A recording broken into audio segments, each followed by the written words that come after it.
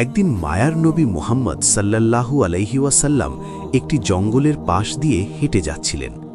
হঠাৎ নবীজি দেখতে পেলেন এক ইহুদি একটি মা হরিণকে শিকার করে শক্ত করে বেঁধে রেখেছে।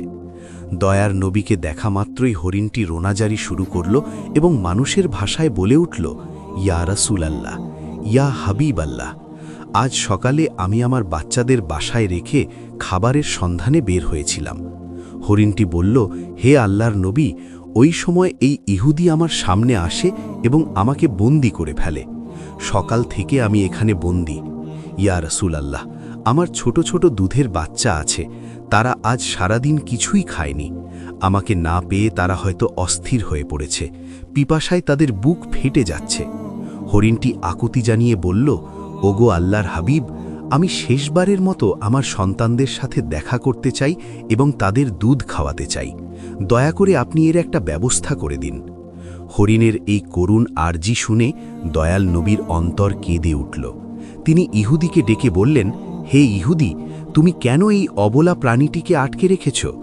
ইহুদি উত্তর দিল, আমি একে শিকার করেছি, আর বনের প্রাণী শিকার করা তো আমার অধিকার, তাই আমি একে ছাড়ব না। নবীজি বললেন, তুমি কি দেখতে পাচ্ছ না এটি একটি মা হরিণ? এর স্তন দুধে পরিপূর্ণ, এর বাচ্চারা না খেয়ে কষ্ট পাচ্ছে, তুমি একে একবার সুযোগ দাও।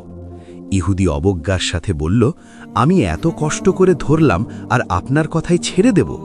একবার ছেড়ে দিলে কি বনের হরিণ আর ফিরে আসে?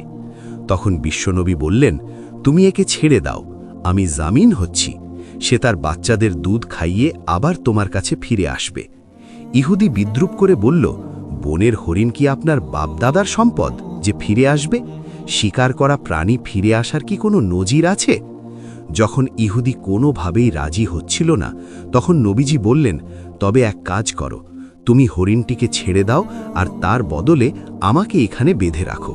হরিণ না ফিরলে তুমি আমাকে সারা জীবন বন্দি করে রেখো। ইহুদি ভাবল এটি ভালো সুযোগ।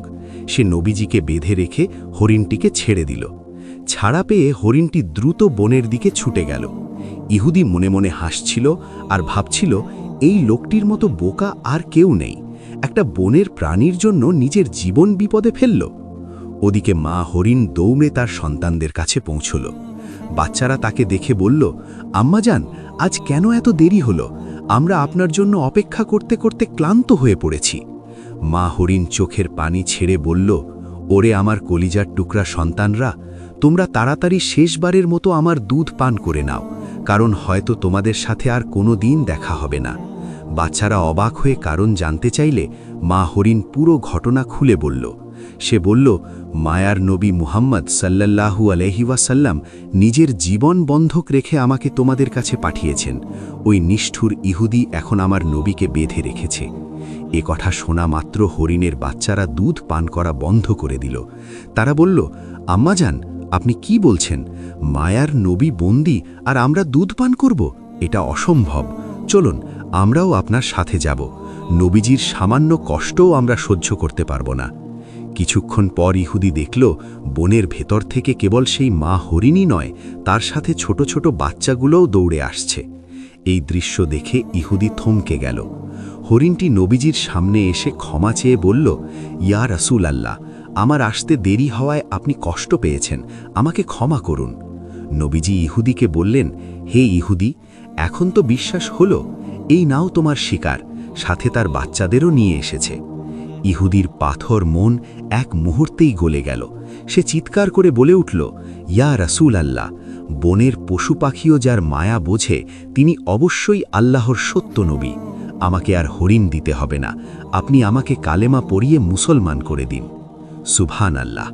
নবীজির দয়ায় এক ইহুদি ইসলামের ছায়াতলে আশ্রয় পেল। এমনই আরেক দিনের ঘটনা। নবীজি সাহাবীদের নিয়ে বসে আছেন, এমন সময় এক বেদুইন সেখানে এলো। তার হাতে ছিল একটি শিকার করা গুই সাপ। বেদুইন জিজ্ঞেস করল, ইনি কে? সাহাবীরা বললেন, ইনি আল্লাহর রসুল মুহাম্মদ। বেদুইন অহংকারের সাথে বলল, আমি লাত ও উজ্জার কসম খেয়ে বলছি, আমি একে নবী মানি না, তবে আমার হাতের এই গুই সাপ যদি সাক্ষ্য দেয় তবে আমি ঈমান আনব। নবীজি সাপটিকে লক্ষ্য করে ডাক দিলেন। সাথে সাথে সাপটি পরিষ্কার আরবি ভাষায় উত্তর দিল, লাব্বাইকা ইয়া রাসূল আল্লাহ, আমি আপনার খেদমতে হাজির। নবীজি জিজ্ঞেস করলেন, হে গুই সাপ, আমি কে?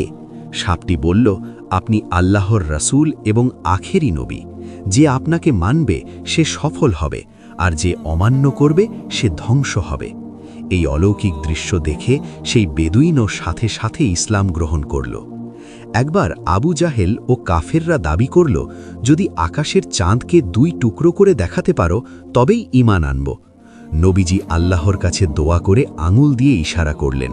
তৎক্ষণাৎ পূর্ণিমার চাঁদ 2 খণ্ড হয়ে গেল, এমনকি মাঝখান দিয়ে হেরা পর্বত দেখা যাচ্ছিল। কিন্তু হতভাগা কাফেররা একে জাদু বলে এড়িয়ে গেল, অথচ আল্লাহ তাআলা কুরআনে এই ঘটনার কথা উল্লেখ করেছেন। অন্য এক সফরে নবীজির আড়াল হওয়ার প্রয়োজন হলে তিনি ওসামাকে বললেন গাছগুলোকে আদেশ করতে। নবীজির নির্দেশে 2টি বিচ্ছিন্ন গাছ শিকড় সহ হেঁটে এসে একে অপরের সাথে মিলে আড়াল তৈরি করল। কাজ শেষে তারা আবার নিজ জায়গায় ফিরে গেল। আরেক দিনের ঘটনা, যুদ্ধের এক সফরে নবীজি একা এক গাছের নিচে বিশ্রাম নিচ্ছিলেন। শত্রু গাওরাস ইবনুল হারিস তলোয়ার উঁচু করে ধরল।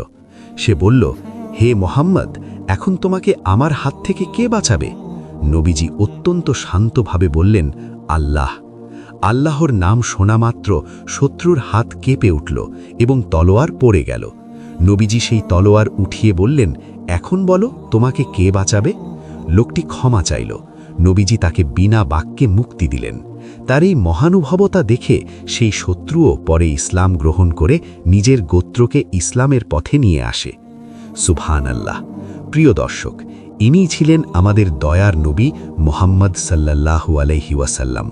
পশু পাখি, গাছপালা, এমনকি জড় বস্তুও তার নবুয়তের সাক্ষ্য দিত। আল্লাহ আমাদের সবাইকে নবীজির আদর্শে জীবন গড়ার তৌফিক দান করুন। ভিডিওটি ভালো লাগলে শেয়ার করে ইসলাম প্রচারে অংশ নিন এবং কমেন্টে লিখুন আমিন।